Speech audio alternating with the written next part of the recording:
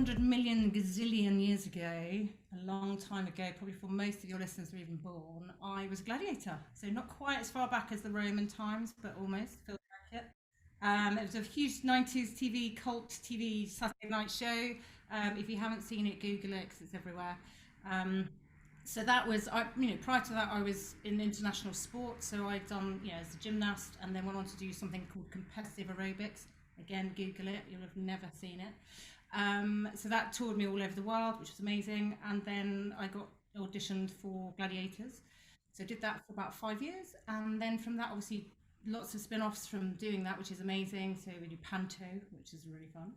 And loads of other TV, radio. I had fitness DVDs because I have a fitness background, qualifications. That's my sort of main prior life. And then I met my husband on the show. He was one of the contenders. So since then, obviously, we've got married and we've had 2 kids who are now 13 and 15. So I stopped doing a lot of other work. I decided that was going to be my main focus and be, I call it professional mum, because it is a full-time professional job. People say, I'm just a mum. I'm like, no, you're a professional mum. It takes all your time and energy. And then since then, obviously along the way, doing a few other things, but podcasting has been my sort of main go-to as well, because it's really good fun and I love asking people questions. As you know, Jonathan, we started our chat and I was asking you all the questions, so I'm going to shut up and let you ask the question today. So now my life is still being professional mum, but podcasting, presenting, hosting, and just meeting lots of new people, which is great. Awesome. So let's float back a little bit. As you said, you have been very active your whole life. I know you were quite athletic as a child, and you've done obviously your qualifications in that. But what I wanted to ask you about was this competitive aerobics that you spoke about, because I did look at this before coming on here. And is it true you were the UK champion in 91, 92, 93, and 94? Yes. And and European champions in, I'm going to get it wrong now, 93, I think it is. It's so long ago, I can't remember. I think it was 93. Yeah, And 7th at the Worlds in Las Vegas as well, I believe. that's exactly it. So the last time we competed at World Championships, we did 3 World Championships, we were ranked 7th, which was pretty good going considering the other countries had it as almost like a professional job. Our jobs were still within the fitness industry, but we were sponsored by Reebok, which was amazing, to get to competitions and all our expenses, etc., and some kit.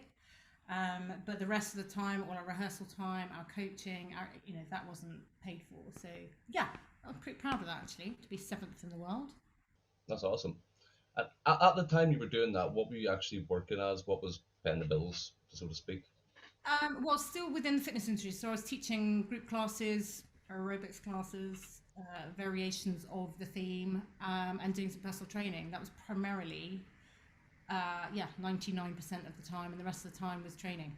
So, yeah. So during my early, so I actually I was quite ahead of my years, I think. So I did A levels, enjoyed them so much. I had to go back and retake them.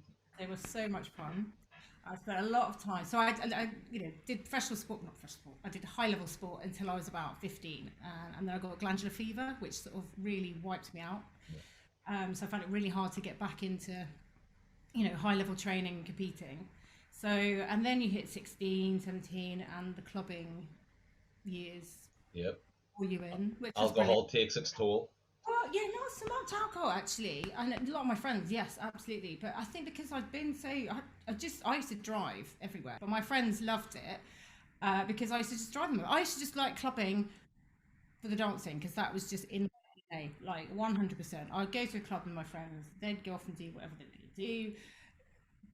I would go right dance for like 2.5 hours solid, and then like right, I'm going now. So I'd literally go and have a little sleep somewhere. I said, I'm leaving at 4, so we're leaving. But so consequently, my A levels didn't really entice me quite as much as they probably should have.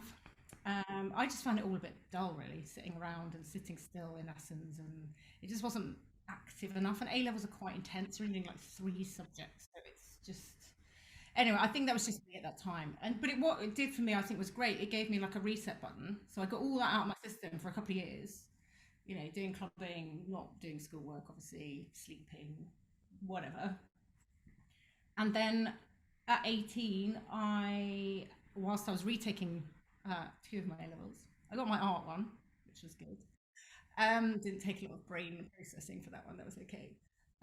And then, yeah, so during that, I actually went and qualified, which then led me onto all the other brilliant things that I've done. So actually, at the time, it might have seemed like the worst thing to happen. All my friends left and went to uni. I was stuck at home redoing two A levels, and then I did a 1 day a week college course, which was actually linked to a university, which was to do with exercise and health studies, and it was like a proper qualification which covered all the fitness and all the personal training and everything for a year. And on that course, I met one of the girls who was doing the same thing, who ended up being in the aerobics team. That she'd started doing it a little bit and dabbling in that sort of sport, and obviously having been an ex-gymnast myself, and then brought me back in and sort of said, right, actually, you could be really good at this. We really need you in the team. So I joined up into her team, and basically just ended up, competing with her onwards and for about 4 or 5 years. At 18, I was probably fairly mature, which is quite worrying because I'm not now. I think I've gone the other way now. But at 18, I had this sort of thought process in my head of, okay, I'll retake the A levels. I got involved in doing the competitive sport, which was amazing. We did really well. And I had then I got offered a place to go and do sports science at a university. And I thought, do you know what? Actually, I'm going to defer that because I need to do the physical stuff now while I'm still like 18, 19. And so I made that decision, and I thought actually the brain stuff I can do. Obviously, it's still physical sports science. It's not like, but it is more sort of, the learning bit I can do later. The physical stuff I need to do now while I'm in the zone. So I made that jump, and actually it was probably the best thing I've ever done. At that point.